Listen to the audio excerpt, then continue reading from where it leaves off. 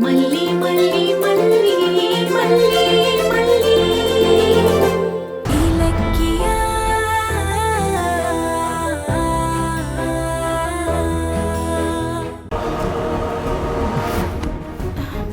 என்னங்க இது? திடீர்னு இப்படி குண்டை தூக்கி போடுறீங்க. நீங்க போகலனா பிசினஸ் யார் பாக்குறது? ஆள் இல்லனா ஸ்டாஃப்ஸ் எல்லாம் ஆபீஸை கவனிக்க முடியுமா?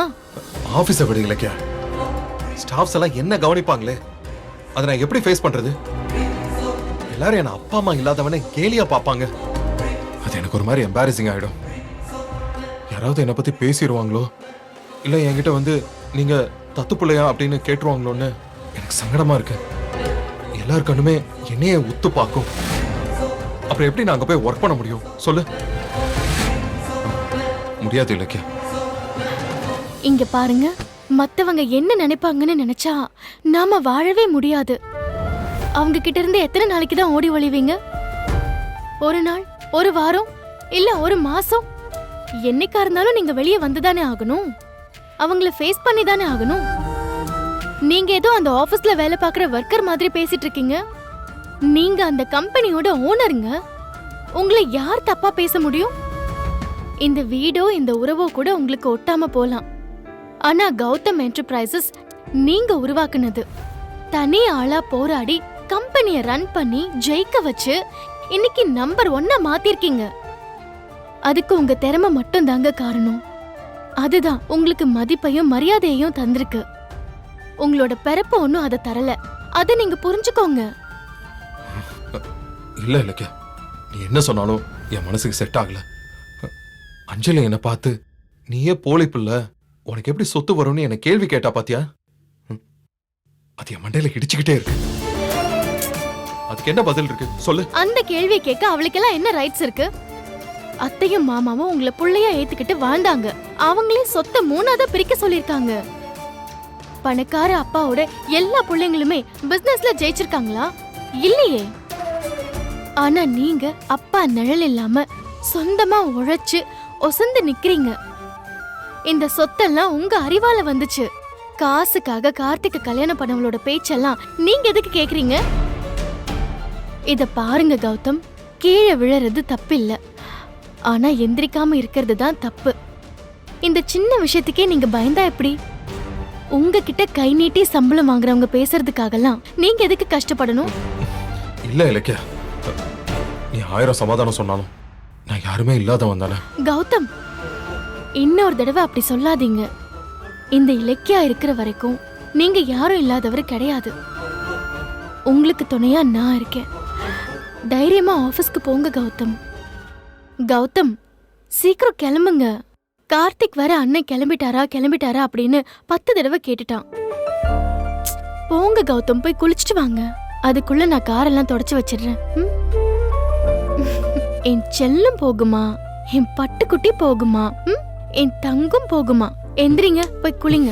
வாங்க, எந்திரிங்க எந்திரிங்க. போங்க போங்க போங்க போங்க போங்க போங்க.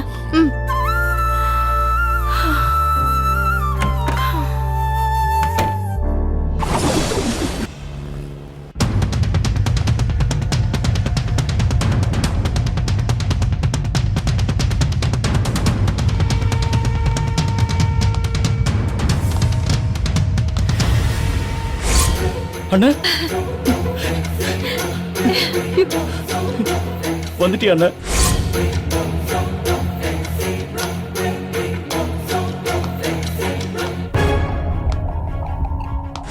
கௌதமோட பிறப்பு ரகசியத்தை சொன்னா குடும்பம் உடையும்னு நினைச்சேன்.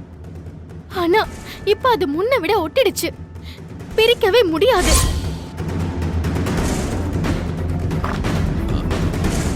அஞ்சலி, அப்பா,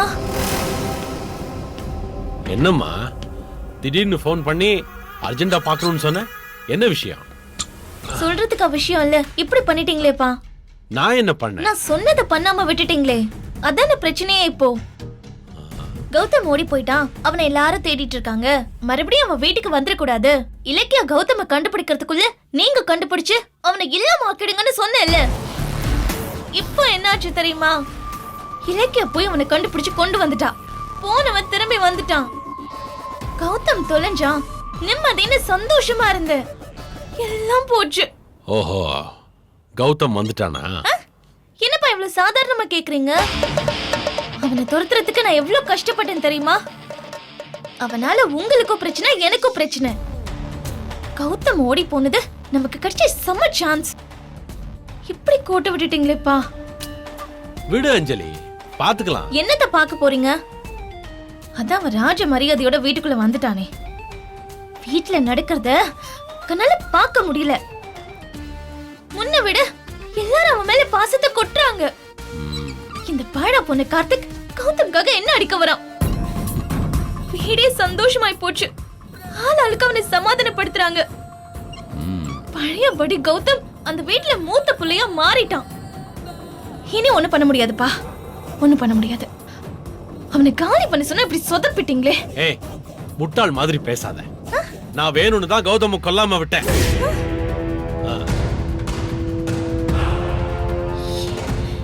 என்னப்பா சொல்றீங்க? வேணும்னே விட்டீங்களா? எதுக்கு? கௌதம் எனக்கு உசுரோட வேணும். நான் இந்த சிட்டிலே பெரிய பிசினஸ் மேனுங்கிற அந்தஸ்தோட கௌரவமா சுத்திக்கிட்டு இருந்தேன். ஆனா அந்த கௌதம் பிசினஸ்ல போட்டியா வந்து கொஞ்சம் கொஞ்சமா என் பிசினஸ் அழிச்சான். என்ன அவன் காலி பண்ணிட்டு அவன் முத இடத்துக்கு வந்துட்டான். என்ன கொண்டாடிக்கிட்டு இருந்த இண்டஸ்ட்ரி அவனை கொண்டாட ஆரம்பிச்சது. என் பக்கம் இருந்தவங்க எல்லாம் அவன் பக்கம் போயிட்டாங்க. இப்ப என்னை யாரும் மதிக்கிறதே கிடையாது. நீ சொன்ன மாதிரி அவனை காலி பண்ணிட்டா அந்த காலியான இடத்துக்கு எஸ்எஸ்கே வந்துட்டான்னு கேவலமா பேசுவாங்க. இப்ப கௌதம் என்கிட்ட வசமா சிக்கியிருக்கான். அவன் ஒரு தத்து புள்ளன்னு ஊருக்கே தெரிஞ்சு போச்சு. இப்ப அவனை மனசுல அடிக்கணும். என் எதிரி ஒரு அப்பம்பேர் தெரியாதவன்னு சொல்லி சொல்லி அவனை முடக்கணும்.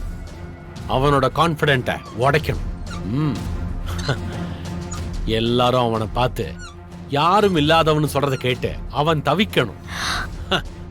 அவனை கூனி குறுகி ஒரு ரூம்ல உட்கார வச்சு நான் அவனை பிசினஸ்ல ஜெயிச்சு மறுபடியும் பெஸ்ட் பிசினஸ் மேனா வரணும்.